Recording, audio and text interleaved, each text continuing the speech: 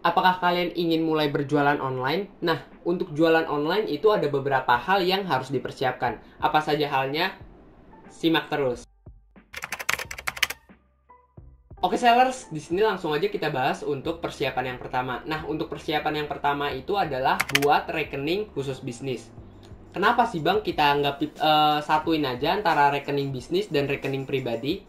Agar keuangan kita tidak amburadul teman-teman, atau tidak acak-acakan. Nah, ketika kita satu ini antara rekening bisnis dan rekening pribadi, itu keuangan kita akan acak-acakan dan malah akan berantakan. Kalau kita satuin teman-teman, berantakan secara bisnis dan berantakan secara keuangan pribadi teman-teman.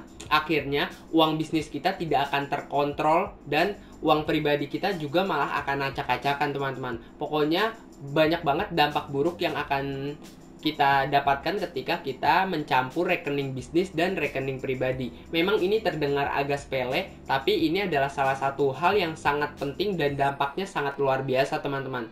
Kalau kalian pernah memulai bisnis atau pernah menjalankan sebuah bisnis, pasti kalian pernah merasakan suatu kejadian di mana keuangan kalian amburadul ketika kalian mencampur antara rekening bisnis dan rekening pribadi kalian kan.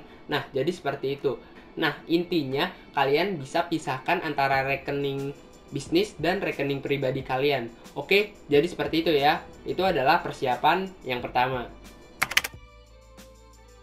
Oke sellers, untuk persiapan kedua yang harus kita siapkan itu adalah cari tahu kebutuhan market atau pasar teman-teman.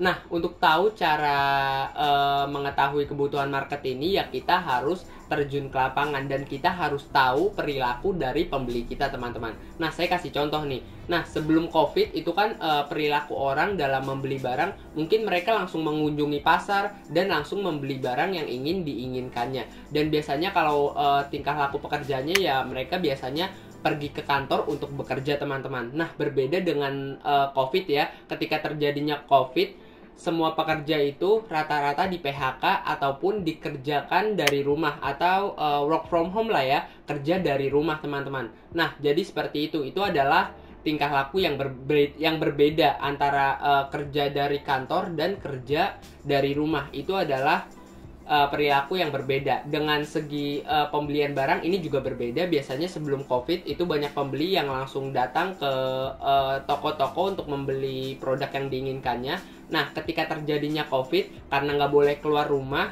atau dibatasi ketika keluar rumah, ya kebanyakan dari kita menjual ataupun membeli produk secara online teman-teman. Nah, jadi seperti itu ya. Nah, kita bisa lihat dari perilaku tersebut dan kita bisa cari tahu mengenai kebutuhan market teman-teman. Nah, jadi seperti itu ya. Makanya banyak sekali startup online yang muncul di masa pandemi ini, dan banyak banget aplikasi-aplikasi atau pengusaha-pengusaha terkenal atau kaya baru yang bermunculan teman-teman. Ada banyak sekali teman-teman, dan kalau kalian bisa melihat dan cari tahu mengenai kebutuhan market, kalian akan cepat naiknya teman-teman. Nah, jadi kayak gitu ya. Kalian bisa cari tahu, mungkin bisa belajar dari kelas-kelas online, ataupun kalian bisa belajar dari webinar gratis, itu juga banyak teman-teman. Atau untuk lebih simpelnya lagi, kalian bisa belajar di eksklusif community saya di kolom deskripsi. Untuk linknya ada di sana. Di sana kalian bisa masuk ke community saya, dan untuk masuknya gratis teman-teman. Oke, jadi kayak gitu ya. Itu adalah persiapan kedua yang harus kalian siapkan. Oke sellers, untuk persiapan ketiga yang harus kita siapkan itu adalah tentukan target marketmu atau tentukan target pasarmu. Bang, target market itu apaan sih bang? Nah, untuk target market itu jadi adalah orang-orang yang memang sangat minat dengan produk kita atau berpotensi besar untuk membeli produk atau memakai jasa yang kita buat teman-teman. Nah, jadi seperti itu. Itu adalah definisi dari target market. Nah, manfaat yang kita dapatkan ketika kita sudah menentukan target market ini adalah jadi orang-orangnya itu lebih jelas teman-teman. Siapa sih orang yang kita sasar dalam produk yang kita jual ataupun jasa yang kita buat. Jadi lebih tepat sasaran teman-teman. Jadi ketika kita mempromosikan jasa atau produk yang sudah kita buat, itu lebih tepat sasaran dan tidak memakan banyak biaya. Karena orangnya udah tentu nih, udah tahulah kita orangnya yang mana yang minat dengan produk kita. Nah, jadi seperti itu ya. Dengan memilah dan memilih antara orang yang minat dengan orang yang tidak minat dengan produk atau jasa kita, itu akan membantu kita mengurangi biaya promosi teman-teman. Jadi lebih hemat aja teman-teman. Selain itu, ketika kita sudah menentukan target market dalam bisnis kita juga akan lebih jelas teman-teman ke depannya. Oke, jadi seperti itu ya. Oke sellers, jadi ini masih berhubungan nih antara persiapan 2 dan 3. Dan kalian bisa kombinasikan antara persiapan 2 dan ketiga untuk memulai bisnis yang bagus teman-teman. Artinya start kita lebih bagus. Kita memulai bisnis lebih bagus teman-teman. Timingnya lebih bagus ketika kita sudah menentukan persiapan kedua dan persiapan ketiga ini. Oke, jadi kayak gitu ya untuk persiapan yang ketiga. Oke sellers, untuk persiapan keempat yang harus kalian siapkan itu adalah cari tahu tren terbaru atau cari tahu tren yang sedang terjadi saat ini teman-teman. Apa sih bang fungsi kita mengetahui tren dan apa sih dampaknya pada bisnis kita? Oke, jadi manfaat ketika kita mengetahui tren yang terjadi saat ini atau tren terbaru, jadi nanti bisnis kita akan lebih cepat growing teman-teman, cepat bertumbuh. Nah, ketika kita sudah menemukan tren yang sedang terjadi, kita bisa kombinasikan dengan bisnis kita teman-teman. Misalkan nih, COVID akhir-akhir ini lagi melonjak nih, ya kalian bisa buat makanan misalkan yang lebih sehat dan menanggulangi COVID tersebut. Nah, jadi kayak gitu ya. Itu adalah salah satu penggabungan antara tren dan produk. Jadi ketika produk kalian makanan dan tren yang sedang terjadi itu COVID, ya kalian bisa buat makanan sehat yang terhindar dari COVID-19 teman-teman. Nah, jadi seperti itu ya. Kalian bisa kombinasikan antara tren yang sedang terjadi dengan produk atau jasa yang sedang kalian jalani. Oke, kayak gitu ya. Nah, ketika kita sudah menemukan trennya dan kita memiliki produk yang memang cocok untuk kita kombinasikan dengan tren tersebut, ya kita tinggal kombinasikan aja. Dan ketika kita kombinasikan, itu akan lebih cepat bertumbuh teman-teman. Karena tren itu kan adalah suatu topik ya, yang sedang dicari banyak orang atau yang sedang ingin diketahui banyak orang teman-teman. Nah, otomatis ketika produk kita berhubungan dengan tren tersebut, atau setidaknya nyenggol sedikit lah tren tersebut, itu akan cepat naik teman-teman karena sedang dicari banyak orang. Oke, kayak gitu ya. Itu adalah persiapan keempat yang harus kalian siapkan sebelum jualan online. Oke sellers, untuk hal kelima yang harus kalian persiapkan itu adalah tentukan model bisnismu. Nah, ketika kita menentukan model bisnis kita, jadi nanti bisnis kita akan lebih jelas ke depannya. Bisnis kita akan lebih terbentuk sesuai keinginan kita, sesuai keinginan yang kita harapkan sebelumnya, sebelum membangun bisnis teman-teman. Nah, untuk model bisnis itu sendiri ada banyak sekali teman-teman. Ada yang berbentuk franchise, ada yang berbentuk marketplace, atau ada yang berbentuk subscription, premium, dan masih banyak lagi yang lainnya. Nah, menurut saya model bisnis ini sangat penting ya, karena ketika kita menentukan suatu model bisnis, itu kedepannya akan lebih jelas dan lebih kelihatan lah bisnis kita masa depannya itu gimana sih, bisnis kita jadinya kedepannya itu bagaimana sih. Nah, ketika kalian sudah menentukan model bisnis, ya kalian tinggal ikuti aja untuk modelnya. Nanti masa depan bisnis kalian jadinya franchise kah? Atau yang berbentuk marketplace kah? Jadi kayak gitu teman-teman, model bisnis membantu kita untuk mencapai bentuk bisnis atau mencapai tujuan bisnis yang sudah kita tentukan sebelumnya, sebelum membangun bisnis tersebut. Oke, itu adalah persiapan kelima yang harus kalian siapkan ketika mulai jualan online. Oke sellers, untuk persiapan keenam yang harus kita lakukan, ini khusus untuk kalian ya yang memiliki modal minim ataupun tidak memiliki modal. Nah, persiapan yang harus kalian lakukan itu adalah cari reseller atau partner bisnis.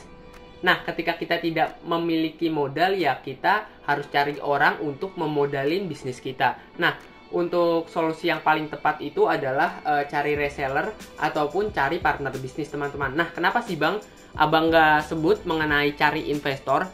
Nah, di sini saya asumsikan untuk orang yang ingin mulai bisnis itu yang nggak punya pengalaman ataupun nggak punya ilmu ya teman-teman, jadi masih nol banget. Nah, ketika kita memiliki pengalaman atau ilmu yang masih dibilang cukup rendah, investor nggak akan tertarik teman-teman. Makanya di sini saya sebutkan mengenai cari partner bisnis ataupun reseller yang ingin bekerja sama dengan kita. Nah, jadi seperti itu ya. Nah, ketika kalian membangun suatu bisnis online, ya kalian mulai kecil-kecilan aja dulu teman-teman. teman-teman. Nah, tujuannya itu agar kalian mendapatkan ilmu ataupun pengalaman dari bisnis kecil tersebut. Nah, ketika kalian ingin memperbesarnya ya itu gampang, kalian tinggal ekspansi aja dan kalian bisa buat hal-hal yang membuat bisnis tersebut bertumbuh dan menjadi besar teman-teman, ataukah menambah karyawan, perbaiki sistem, atau apapun itu teman-teman. Pokoknya kalian mulai bisnis kecil aja dulu kalau kalian memang nggak punya pengalaman ataupun modal yang cukup teman-teman.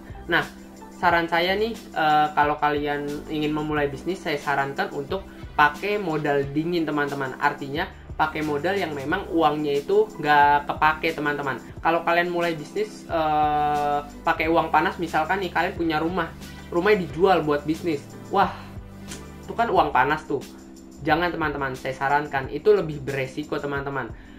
Kalau memang kalian nggak punya modal ya jangan dipaksa, kalian cari reseller ataupun partner bisnis aja untuk memulai suatu bisnis. Jangan langsung jual rumah ataupun jual aset yang berharga. Oke, kayak gitu ya. Itu saran saya untuk kalian. Dan untuk kalian nih yang ingin cari reseller ataupun partner bisnis, saya sudah siapkan untuk playlistnya ada di pojok kanan atas di sini ataupun di sini. Kalian bisa lihat di sana dan kalian bisa langsung cari aja di sana. Di sana ada banyak banget reseller yang sudah saya sediakan untuk kalian.